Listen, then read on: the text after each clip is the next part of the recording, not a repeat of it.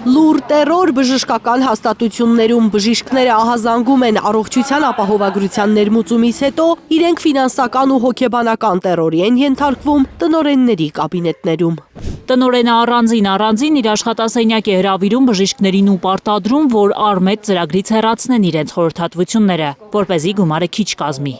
Կարճ ասած, աշխատավայրում 21-րդ դարում ենթարկվում ենք յուրահատուկ նմանը չունեցող տերորի։ Այս պահի դրությամբ ունենք մեկ դժգոհություն, որ բոլոր գինեկոլոգներին ու մյուս նեղ մասնագետներին ստորագրել են տվել այն մասին, որ այսուհետ մեզ հատկացված 0.75 դրույքը կվարձատրվի 38,000 դրամ, նախկին 60,000-ի փոխարեն։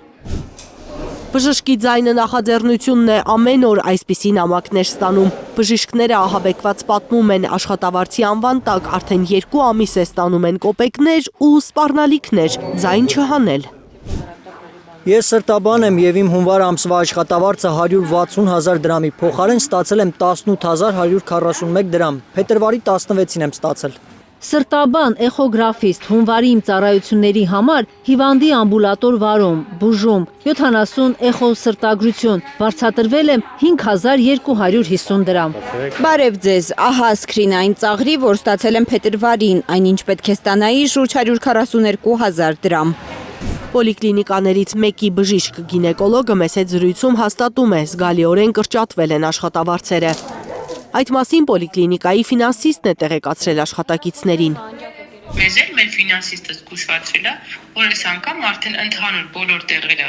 նոր ուղեցույց է գնացել, աշխատավարձը լրիվ այլ ձև է հաշվարկվելու ու բոլորը ցածր եք ստանալու։ Ու ասում են, որ ով համաձայն չի դիմում գրել գնացեք, կամ ցածր կոպեկներով դի աշխատեք, կամ համաձայն չեք թողեք գնացեք։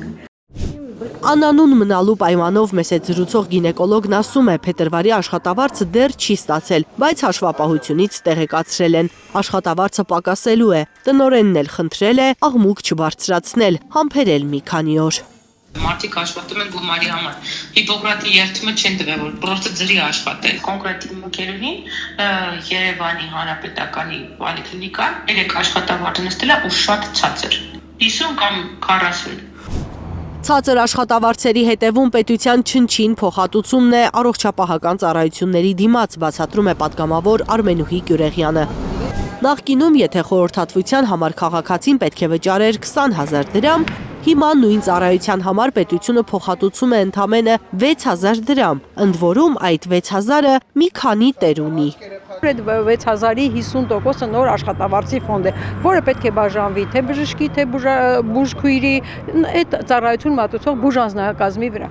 Ընդդիմադիր պատգամավորի կարծիքով ստացվում է կամ նախքան ապահովագրությունը առողջապահական համակարգը խաբում էր բնակիչներին ու ավել գումար կորզում, կամ էլ հիմա պետությունը չի ուզում գումար ծախսել ու պատշաճ վճարել բուժանձնակազմին։ Կարևորը համակարգի ներդրման արդյունքում այն պտիչկալ ծիտիկը ներել, որ իրենք այս այլ արեցին։ Մի պտիչկայի համար հիվանդանոցներում շունը տիրոջը չի ճանաչում։ Պոլիկլինիկաները լիքն են ձրի բուժում պահանջող քաղաքացիներով ու ձրի աշխատող բժիշկներով։